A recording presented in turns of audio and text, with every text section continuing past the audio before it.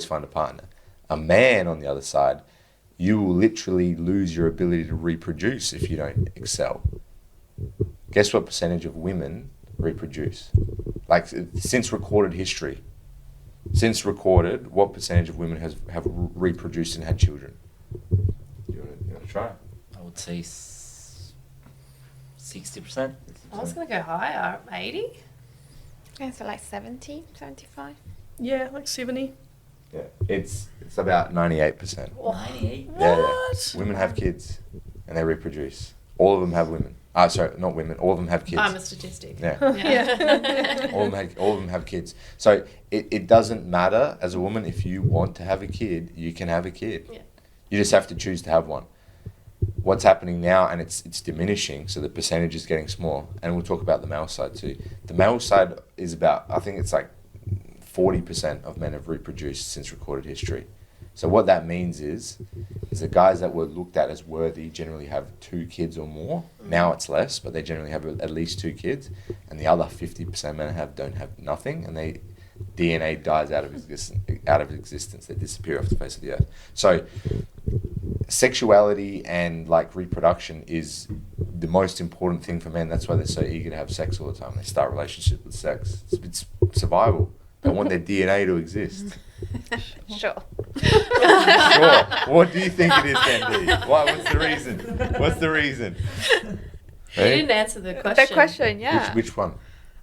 Sex on the first Oh, day. sex on the first night. So that's the reason? No. What do men think about it? Depends on the guys. If it's in the top 10% of guys, they think it's normal because it happens to them all the time. If it's a more average guy, they're going to probably look at it as in a like, oh, she slept with me on the first date. Oh, maybe she's not wife material, because they don't get sex very often.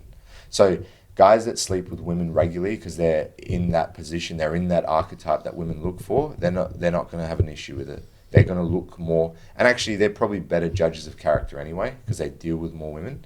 So they're going to look at all the things. You're kind of, she's going out all the time, she's on Instagram, she's messaging people all night long, all these types of things. And if they go, that's present, sorry, see ya. Or they're going to be like, oh yeah, we're friends, we're going to be friends until it kind of fizzles out or whatever. That's what's going to happen. So it depends on the guy, really.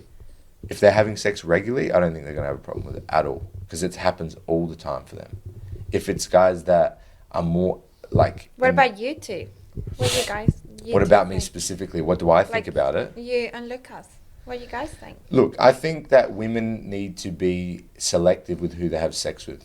I think there's a massive change in sexuality based off of birth control and the culture of like thought mummies and WAP and all this stuff and all that kind of stuff. That's the culture. The culture's hypersexualized and like, So I don't think that being like a massive loose unit as a girl leads to anything positive. I'm not saying that you shouldn't have fun and do all that stuff. Do that if you want, but I just think people don't know that there's a major repercussion to that. Men and women are affected massively differently through sexuality, and it affects us very different psychologically as well. And that's going to affect your future. Men care about that stuff. Don't tell men how many guys you've slept with. Don't say this type of stuff, because if you do, and it's a number they're not comfortable with, they won't take you seriously. You got to be really careful around sexuality. Like I said before, like men care about like what does a woman's history look like? Was she hoe? Was she partying all the time? Was she doing that stuff? That's why presenting those behaviors is unattractive to guys. Because again, evolutionary speaking, always bring it back to the reason. You couldn't ensure that woman would have your children. We didn't have birth control or pregnancy testing and stuff before. We can do it now, but it was never present, and we're evolutionary wired to look for those things and go, oh shit, that's not a good bet for marriage. That's not a good bet for kids. Just like women are hardwired to go, that guy doesn't make enough money. That guy's lazy. Oh, he's crying. Fuck that. Why is he falling apart? All of those things lead to loss of attraction on both sides. There's a lot more that goes into like just the way you look in terms of long-term dating. Yeah. But the looking part is really important on the female side. Men can make up for it with other things. For the most part, you always see rich guys with hot girls that are ugly as hell. That you can always make a bit more money. You can always be a little bit more masculine. You can always blah, blah, blah. But like female beauty is the main thing that they look for. So does that answer your question? Yeah, kind of. What do they think about sex on the first date? It depends on the guy. And it depends on you too. If they, like, this is something that's not talked about a lot either, but like, women and men operate differently when they're kind of courting each other. Women generally only relax and show their true nature once they get some compliance, maybe not compliance, but commitment from a guy, I would say. Before that, they're playing the best position they can to attract the best quality person. On the male side, they don't show their true nature until they have sex for the first time. And once they have sex, they got what they wanted. What are they doing now? Does that make sense? Mm-hmm. This is what you have to look at. Does that make sense? Very different strategies. Talk. Yeah. So sex in the first dates, Yeah. for me, is not a red flag at all. But if I know the girl had sex with a lot of guys, that would be a red flag for me for a long-term relationship. Yes. Now I'm gonna ask you a question. Me? Yeah. For example, if you have a friend, Yeah. you know, one of your friends had sex with one girl, would you go for a relationship with that girl? That's me specifically? Or Yeah. do you want to ask the whole Yeah. If you have a friend that had sex with one person, would you have a long-term relationship with that person? Do you understand? Probably not. No. Yeah, no. If they had sex with your friend. No, so No. if you had a friend, maybe they had a relationship before, they had had sex before, and then you hit it off, whatever, would you have a relationship with this individual? No. I don't really. Elaborate more? Okay, so Lucas dated some girl. Yeah. She was a great girl. They broke up amicably, and then me and her hit it off. Would I date her? Oh, yeah, okay, yeah. No, that's weird. That's weird? No, that's what I thought you meant at the start. No, that's weird. That's my No. point. Yeah. Pretty much, yeah. Yeah.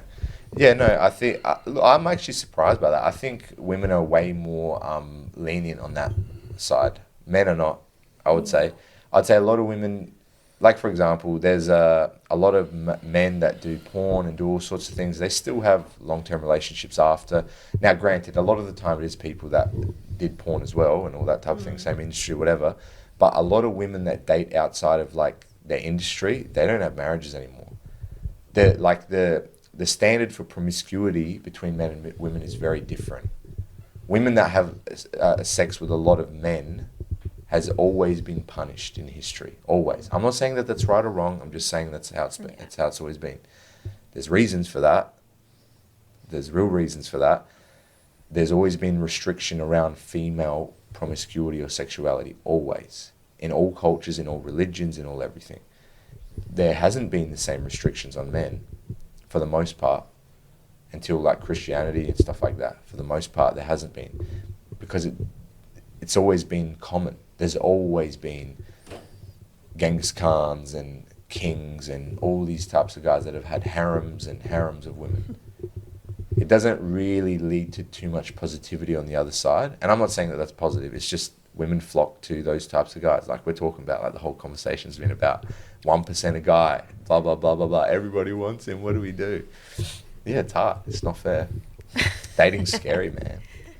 But It is scary. yeah, It's yeah. really scary.